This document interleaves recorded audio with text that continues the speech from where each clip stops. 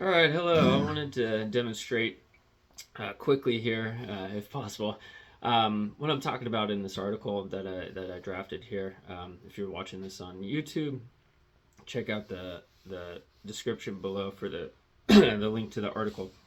All right, so instead of using scale patterns that you just look up and try to drill and do all that, which is fine for other things. But when you're first really trying to learn how to improvise, which means play these things musically in a musical context, you have to understand the musical context and how they connect to what the context is.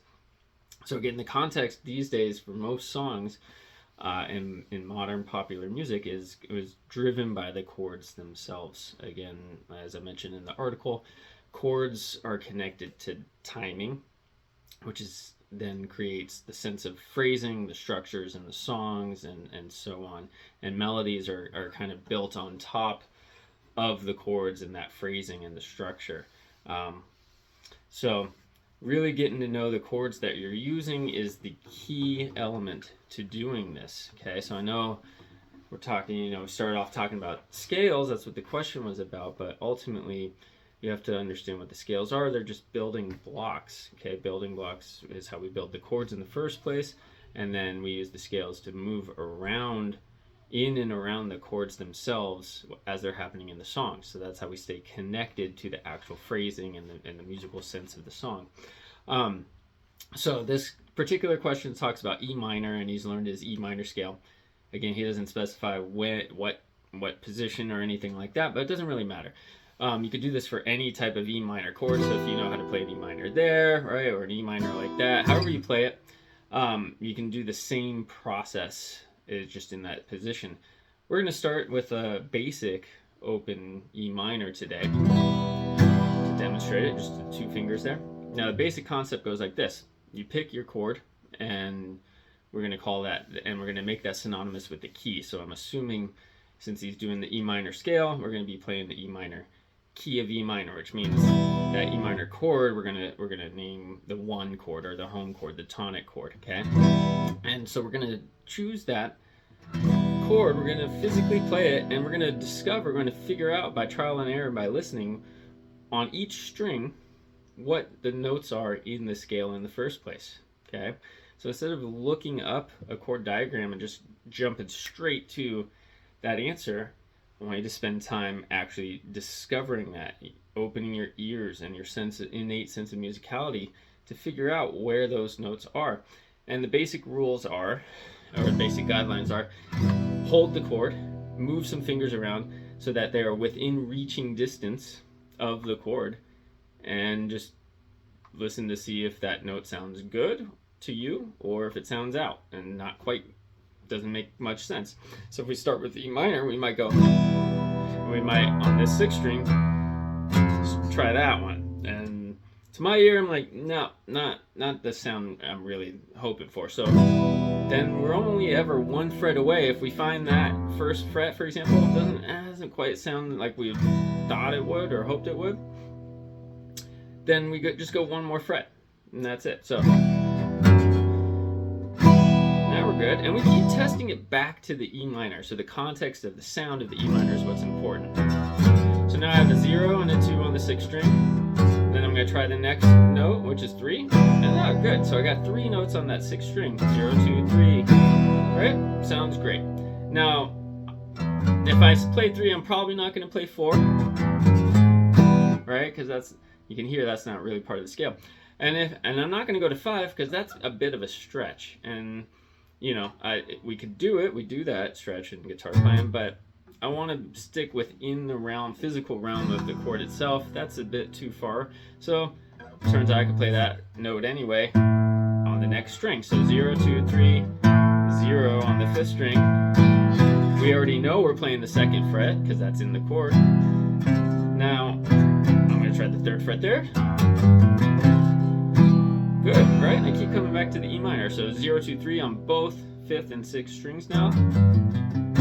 Right, and I can write this down as I discover it. I'm just going through this really quickly, by the way. This might take you a bit longer to do on your own if you're kind of brand new to this. But trust me, all my beginner students that are ready for this, you already have the sense of what the scale should sound like in you. If you're really a teenager up to adult, you're gonna have the musical sounds already swirling around in your mind, just by sheer osmosis of listening to music your whole life. Okay, so you want to actually develop that trust and that sense of sound. That's partly why we do this. It helps connect the sound to your fingers and really focus in on those sounds in the first place. Okay, so if it takes you a long time, that's fine. The process is actually what's important, not getting the answer. Again, which is why I'm saying stop looking at those crazy chord diagrams. It overwhelms you anyway. It even overwhelms me, and I understand everything I'm looking at. It just, you can't help it. Your brain sees all that information, all those colors, all that stuff, and just kind of starts shutting it down because you're like, wow, overwhelm. Can't do that. Okay.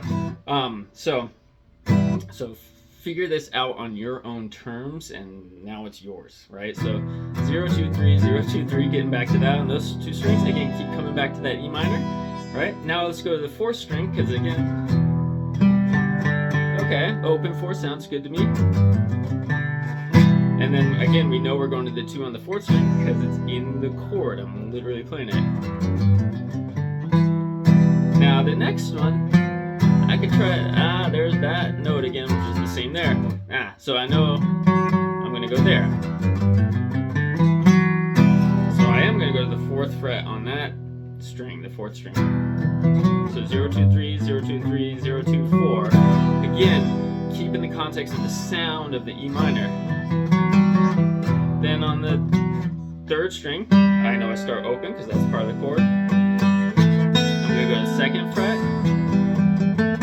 Now I'm going to go to the 2nd string because that's the same as that anyway. So 0, 2, 3, 0, 2, 3, 0, 2, 4, 0, 2. Now on the 2nd string, 0, 1, 3. Again, I'm just repeating notes at this point, and I happen to know where they are. Okay. Then 0 on the 1st string, 2 and 3, which is the same as your 6th string, right? So 2nd string again was 0, 1, 3, and then 0, 2, 3 again on the 1st. So 0, 2, 3, 0, 2, 3, 0, 2, 4, 0, 2, 0, 2, or sorry, 0, 1, 3, 0, 2, 3. And there's my one type of E minor scale. Okay, don't worry about if it's minor or natural or harmonic, whatever. It doesn't matter. Like, according to our ears, that sounds pretty good, right? So okay, so now what you're gonna do is you're gonna keep holding that E minor, and you're gonna drill that scale up and down, and you can try to make it musical, but literally, notice how I'm trying to hold as much of the E minor down physically while moving some fingers around as possible.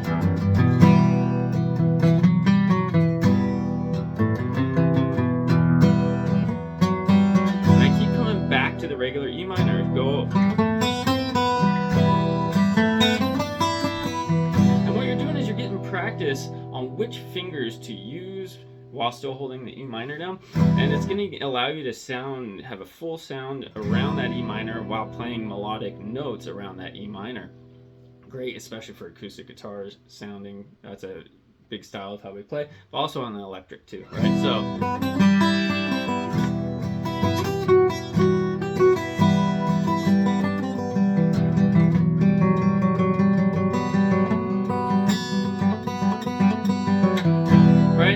Some notes for a while and figure out some combinations, right? Obviously I know a lot, but that's what you're trying to learn and trying to discover, really, is what are the combinations that you like over this chord, and what do certain notes kind of evoke in you, and you kind of want to hold them, and certain note combinations kind of like, ooh, that's cool. For example, that 4 and 2, the F sharp and the A with that B.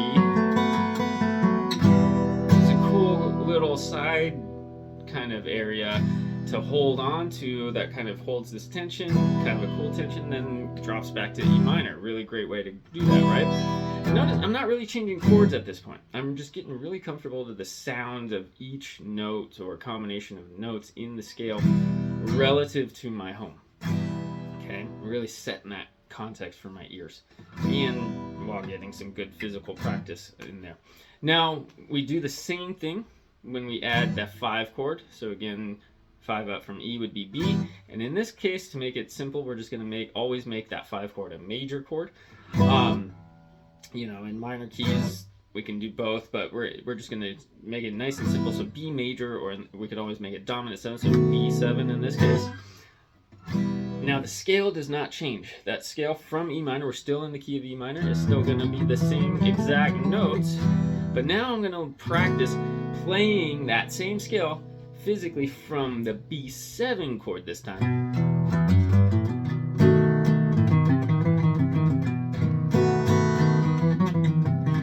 Now notice the B7 changes that note. It was over the E, we found the open D string, the 4th string, but now it's the 1st fret. That's okay. Go with the chord tone. Just play the chord tone. So now instead of playing that D, I'm going to play that D sharp.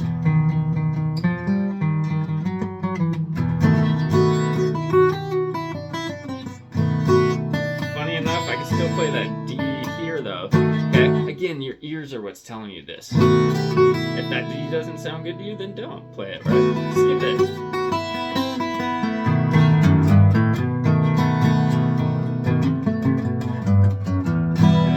To E. Notice how that B7 creates that tension, that other polarized area in the key, and then it wants to go back to E, so eventually you're going to do that. Now the way to make this really musical is to give yourself timing. So certain number of measures on E minor, certain number of measures on B. Easiest way to do that is either sets of 2 or 4. So 2 measures E minor, 2 measures of B, just keep going back and forth, or 4 E minors, 4 Bs, go back and forth. Use something like Strum Machine, create your progression that plays back to you, or just record yourself and loop it.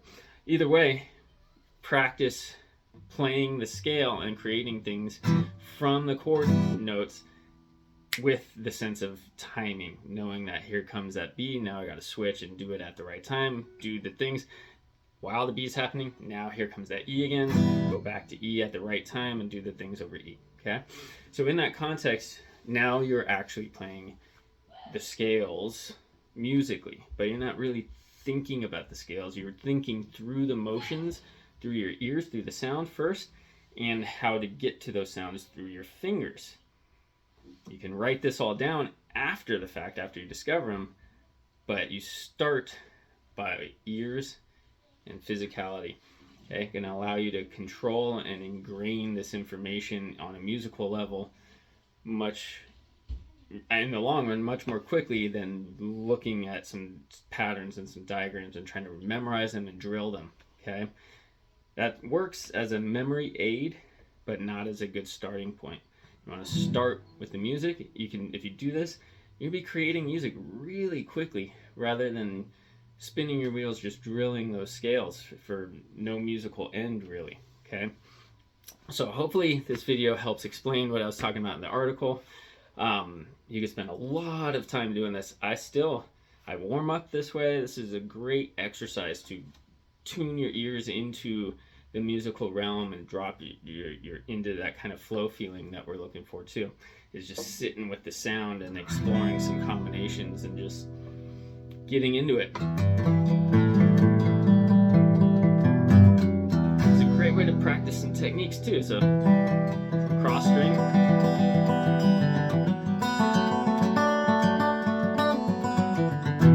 some left hand,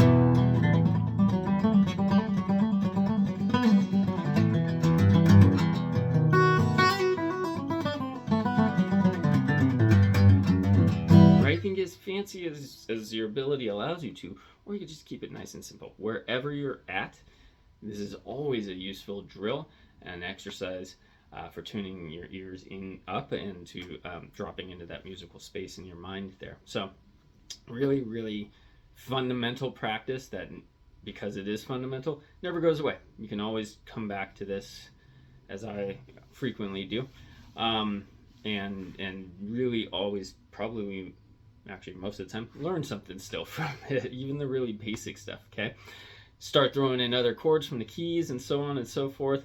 This gives you an opportunity to grow from there, but this is the beginning of it. Okay, so there's a lot more that you can do with this, but this is pretty basic and pretty simple. Okay, so spend as much time as you can doing this sort of thing, and you will then finally learn the point of scales and how they work in the context of music.